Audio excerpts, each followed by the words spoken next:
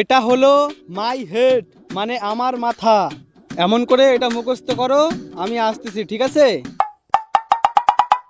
My head মানে গুপের মাথা। My head মানে গুপের মাথা। মাই হেড মানে গুপের মাথা। ঠাকুমা তুমি ভুল পড়ো কে? মাই হেড মানে আমার মাথা। তোর মাথা? মাই হেড মানে গিটের মাথা। মাই হেড মানে গিটের মাথা। মাই হেড মানে গিটের মাথা।